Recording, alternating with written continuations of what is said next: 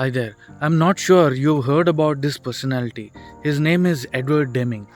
He was famous for bringing in the concept of quality control and quality management and improved productivity in the area of manufacturing mainly. So, why am I telling his story? I met a friend recently who did not do well in the interview, and it felt that he was beating himself up for not performing well in not just one or two interviews.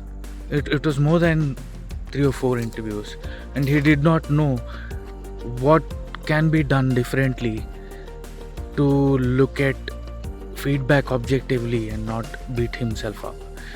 So, this reminded me of the story of Edward Deming.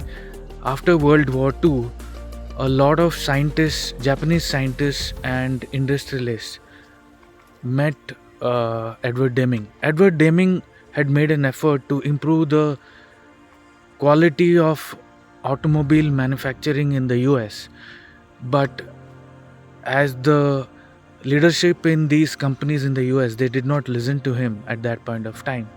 Hence, he was not able to help them get profitable in their business. But when he met these Japanese scientists and industrialists, he promised them, if you are going to implement what I am going to share with you or train you on, I'll guarantee you that you will definitely have improved productivity, and in the next 5 years you will be able to sell your products in the international market. Based on his assurance, and since Japan had moved away from World War II and they were wanting to begin and move further and build their own country's economy, they agreed to take his training. Edward Deming taught them to plan their manufacturing process, to do and to study and act, to prove themselves wrong and start over again. So, this was the key concept which he taught them. And after applying his concept, Japanese automobiles started giving competition to the US market. A lot of US manufacturers were not able to compete in the international market, and they gave stiff competition. And once Deming came back to US, Ford Motor Company approached him as they were undergoing losses to an extent of $2 billion. And because of Deming's expertise in management, particularly in this area, in the manufacturing process, quality management, he was able to help Ford to turn around their business from losses to a profitable business. And within 3 to 4 years, they started applying these principles in the year 1983 or so. By 1986, their profit crossed that of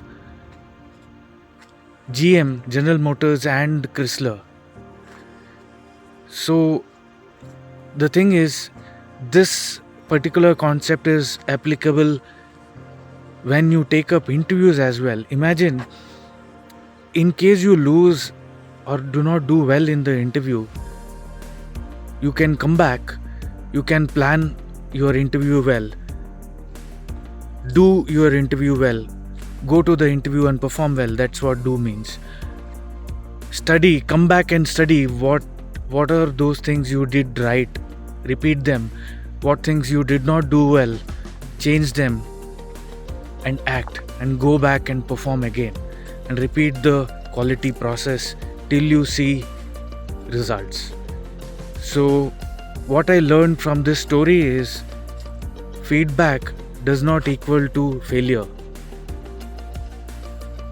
So every feedback, if you do not perform well, you fail in a particular process. It could be interview, presentation, it could be anything, a deal not going through, it could be anything.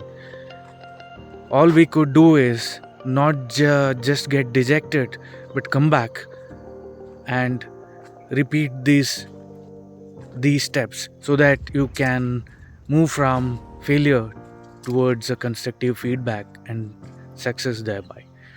That's my message for you today. This is Nagesh Prabhu, always reminding you, when the right talent works for the right company, both of them benefit immensely.